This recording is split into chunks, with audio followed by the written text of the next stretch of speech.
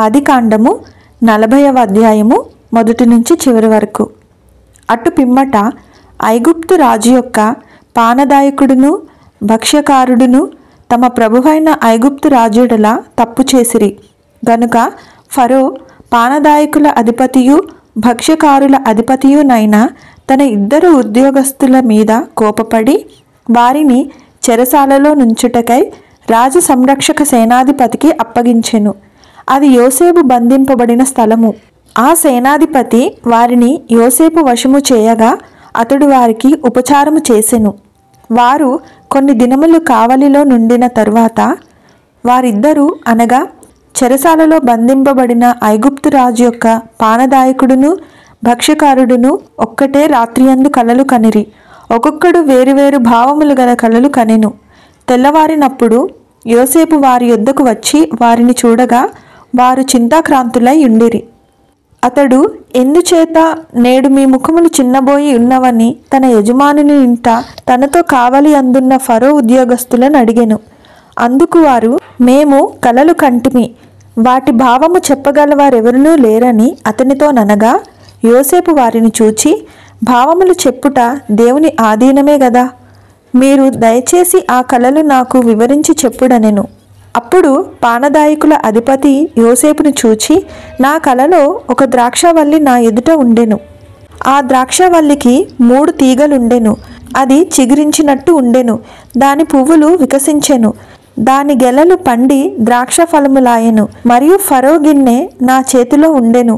ఆ ద్రాక్ష ఫలములు నేను పట్టుకొని ఫరో గిన్నెలో వాటిని పిండి ఆ గిన్నె ఫరో చేతికిచ్చితినని తన కలను అతనితో వివరించి చెప్పాను. అప్పుడు యోసేపు, దాని భావం ఇదే, ఆ 3 తీగలు 3 దినములు, ఇంకా 3 దినములలోగా ఫరో నీ తలను పైకెత్తి నీ ఉద్యోగము నీకు మరలా ఇప్పించును. నీవు అతనికి పానాదాయకుడివై యున్ననాటి మర్యాద చొప్పున ఫరో గిన్నెను అతని చేతికి అప్పగించెదవు. కాబట్టి నీకు క్షేమము కలిగినప్పుడు నన్ను జ్ఞాపకము చేసుకొని నా యందు కరుణించి ఫరోతో నన్ను గూర్చి మాట్లాడి ఈ ఇంటిలో నుండి నన్ను బయటికి రప్పించుము.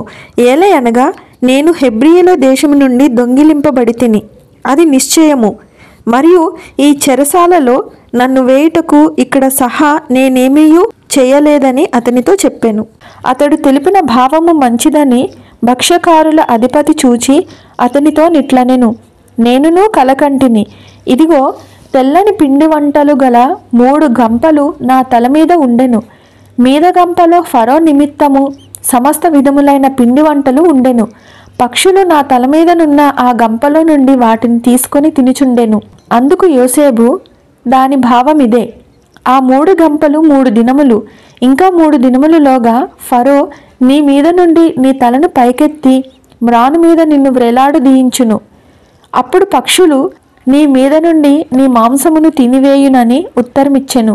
3వ దినమందు జరిగినదేమనగా, ఆ దినము ఫరో జన్మదినము గనుక అతడు తన సేవకులకందరికీ విందు చేయించి వారి నడుమ పానాదాయకుల అధిపతి తలను భక్ష్యకారుల అధిపతి తలను పైకెత్తి పానాదాయకుల అధిపతి ఉద్యోగము మరలా అతనికిచ్చెను గనుక అతడు ఫరో చేతికి గిన్నెనిచ్చెను.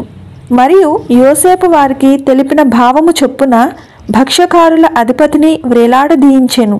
అయితే పానాదాయకుల అధిపతి యోసేపును జ్ఞాపకము చేసుకొనక అతని మరిచిపోయెను. ఆదికాండము 40వ అధ్యాయము పూర్తి అయినది. ఆమెన్.